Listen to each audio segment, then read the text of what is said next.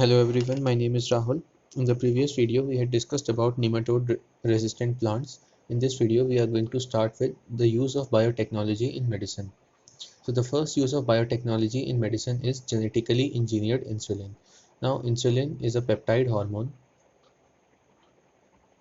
which is secreted by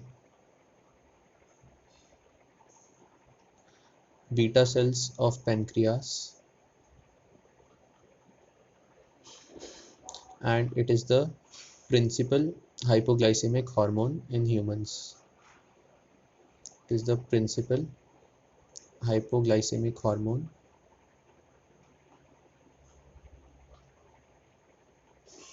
Now, the deficiency of insulin is known as diabetes mellitus.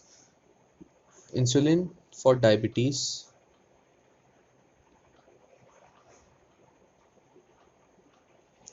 was earlier extracted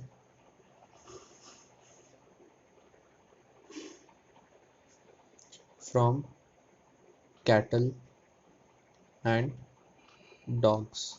So what we did was we used to take the pancreas of cattle and dogs and extract the insulin from these sources and then inject it into the humans.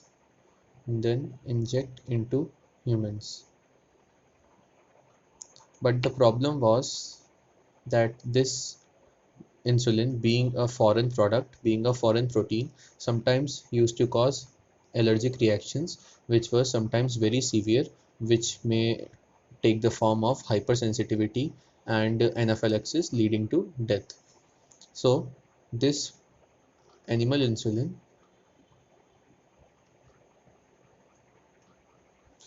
used to cause allergic reactions. Why? Because for the body, for the immune system of the body, this is a foreign protein.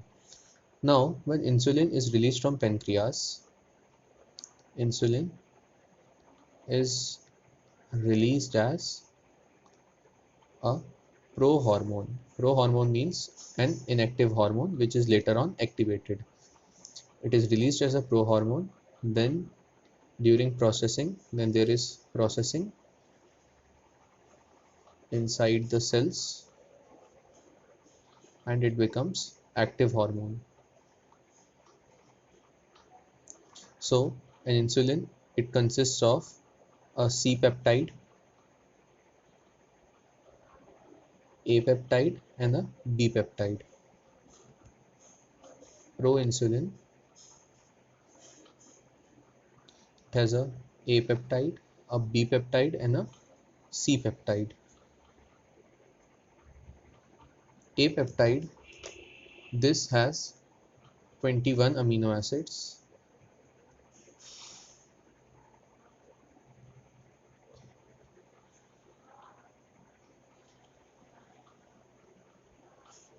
B peptide,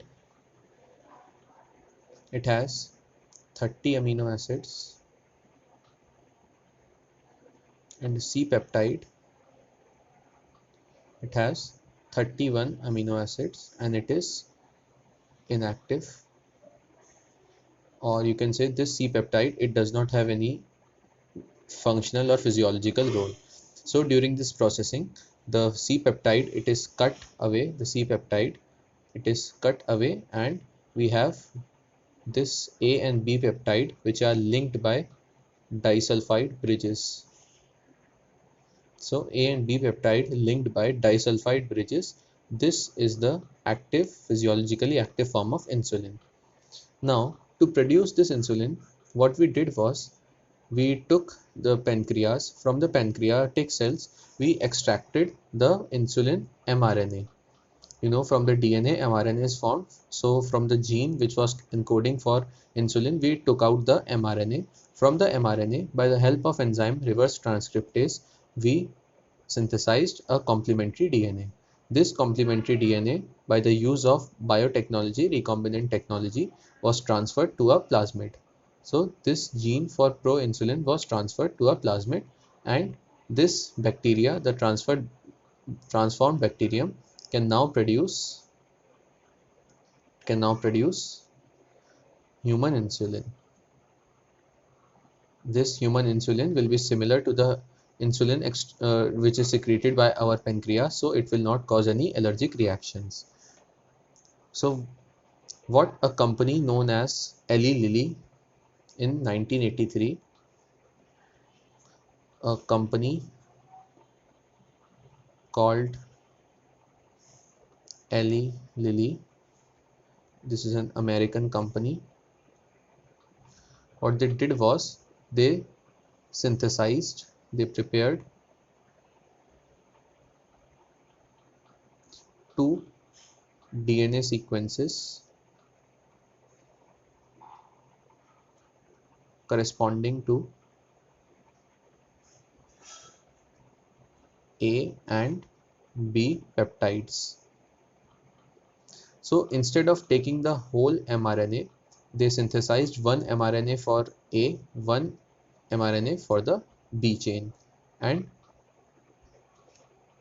then this DNA, they were introduced into plasmids. This plasmid was transferred to E. coli. Now these transformed E. coli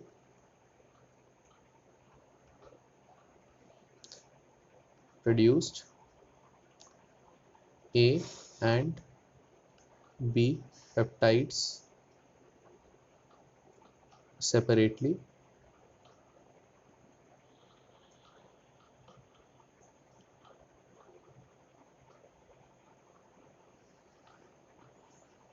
Now this transformed E. coli produced A and B peptides separately.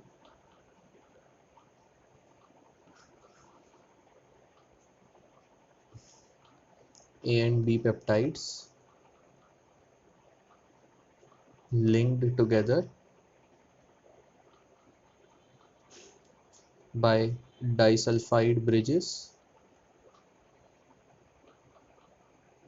and these were marketed as insulin. So instead of synthesizing the whole insulin, we synthesized A chain and B peptide chain separately, then combined them using disulfide bridges. Now, this is how we get recombinant insulin from E. coli by using biotechnology or recombinant DNA technology. This insulin, because it is similar to human insulin, it will not cause any allergic reactions. Now, what is the use of this free C peptide?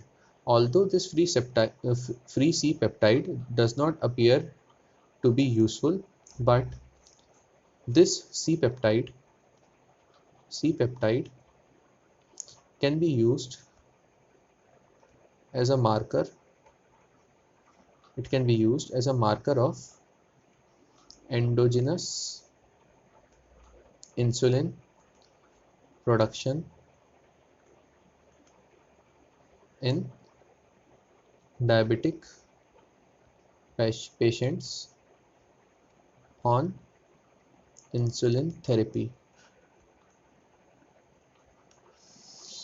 So, because when we are producing the insulin from genetic recombination or recombinant DNA technology, we are not giving this free peptide. So whatever this free C peptide levels are present in the blood, it is from the insulin that is produced by the pancreas itself. So this C peptide, it can be used as a marker of endogenous insulin production in case we have to know how much the body is producing and how much we have to give from outside. So before the era of genetic recombinant technology or DNA recombinant technology, Benting and Best Benting and Best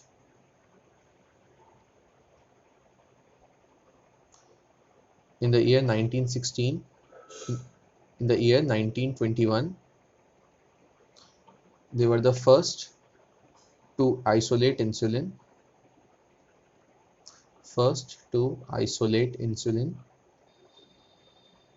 from dog pancreas.